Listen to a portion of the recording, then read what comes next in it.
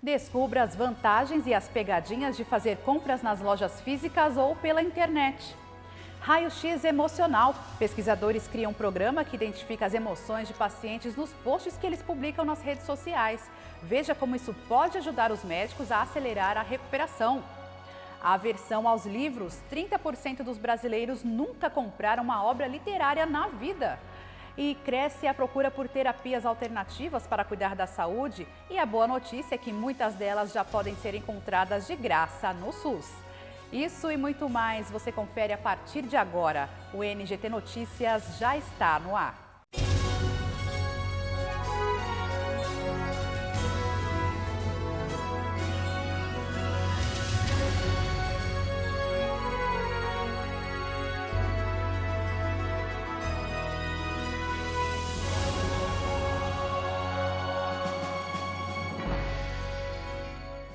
Olá, eu sou Nathalie Valéria e você está sintonizado na nova geração de televisão.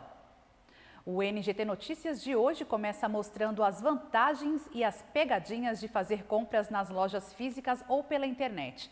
De um jeito ou de outro, o bom é ficar atento ao que diz o Código de Defesa do Consumidor.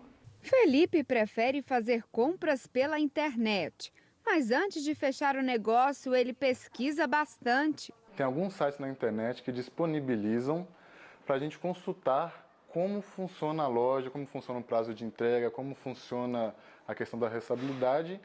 E esse site a gente olha se a loja é positivada ou não. Para ele, a maior vantagem na compra online é a comodidade. Às vezes você tem o conforto de não precisar sair de casa para você adquirir um bem que você deseja. Uma pesquisa feita por uma empresa americana aqui no Brasil mostrou que de janeiro de 2016 a janeiro deste ano, houve um aumento de 15% nas vendas online. Mas mesmo assim, ainda tem muita gente que prefere olhar e pegar no produto antes de fazer a compra e não abrem mão de ir até uma loja física. Eu prefiro mais a loja física, mas eu também compro pela internet.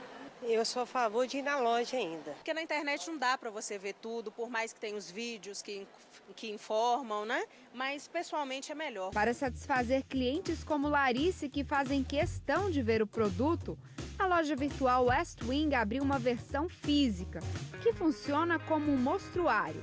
No espaço, os possíveis compradores podem conhecer o produto, mas a compra final só é feita mesmo pelo site. Uma das vantagens de comprar pela internet é o preço. A loja física e a loja virtual podem ter preços diferentes, porque a loja física ela tem uns gastos a mais, como aluguel, funcionário, imposto, então o preço não é vinculado. Um preço pode ser diferente do outro, mesmo se tratando da mesma loja. Mas é preciso ficar atento a outros gastos, como, por exemplo, frete. A compra online ou por telefone dá ao consumidor o direito ao reembolso do dinheiro até 7 dias depois da compra e sem justificativa.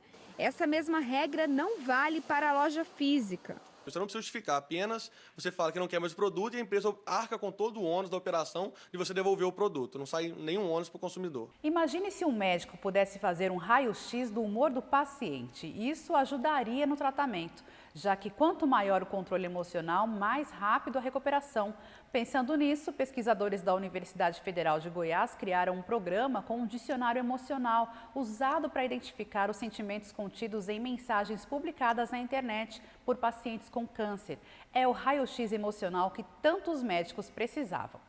É quase unanimidade entre a classe médica.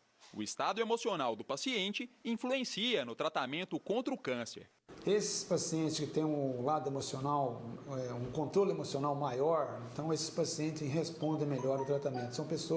São pacientes que ajudam no tratamento, então eles cooperam no tratamento, parte cirúrgica, parte quimioterapia, parte de terapia. Logo, se a equipe médica tivesse a seu dispor uma espécie de raio-x do humor do paciente, ela teria condições de estabelecer o ritmo mais adequado de terapia. Pensando nisso, pesquisadores do Instituto de Informática da UFG desenvolveram o SentiHealth, um software que analisa textos publicados por pacientes com câncer e traduz os sentimentos contidos nas mensagens. O cálculo é feito com base em um dicionário emocional, no qual cada palavra possui um valor que varia de -3 a 6. O programa de computador soma os valores de todos os termos do texto e o classifica. Então a gente pega esse texto, processa ele e tenta identificar uma força sentimental, que pode ser positiva, negativa ou neutra, para esse texto. Então a gente dá uma pontuação para o texto, e se essa pontuação for acima de 0, o texto é classificado como positivo. Se for 0, como neutro, e se for abaixo de 0, o texto é classificado como negativo. Os termos positivo, neutro e negativo também se referem ao estado emocional do paciente. Esse dado serviria de parâmetro para os médicos decidirem, por exemplo, o melhor momento para introduzir um novo medicamento na terapia. Os pesquisadores submeteram ao Sente Health 700 textos publicados em grupos de apoio a pacientes com câncer no Facebook. Cada uma dessas mensagens foi analisada também por um grupo de 3 voluntários humanos. A taxa de acerto ultrapassou 64%, ou seja, na maioria dos casos, a avaliação da máquina e do homem sobre o humor do paciente foi a mesma. Os bons resultados obtidos com o estudo reforçam a importância da chamada computação afetiva, um ramo da informática que vem crescendo nos últimos anos e que se dedica a identificar o estado emocional do usuário e também simular emoções humanas. A cada dia nós vamos melhorar e aprimorar a forma que resolvemos os problemas, seja em qualquer área do conhecimento, seja na saúde, seja na educação, seja no transporte, e muito por conta dos apoios da IA, da inteligência artificial. A arte que cura doenças da alma. Muitas pessoas têm buscado a pintura para superar a depressão, e os pincéis se tornam grandes aliados no desafio de vencer a tristeza. Aos poucos, o contorno do pincel vai dando cor, forma, vida à tela. Essa é a primeira aula de pintura da Ângela. Não veio sozinha, trouxe a tia de 87 anos.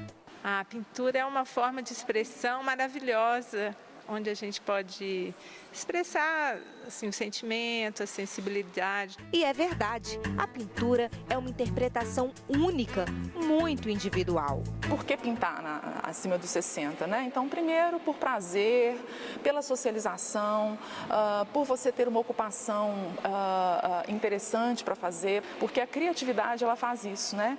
Nós, sem a criatividade, a gente praticamente não sobreviveria, né? Então, a criatividade nos faz resolver problemas. Os traços no pincel são leves, as mãos não escondem a idade.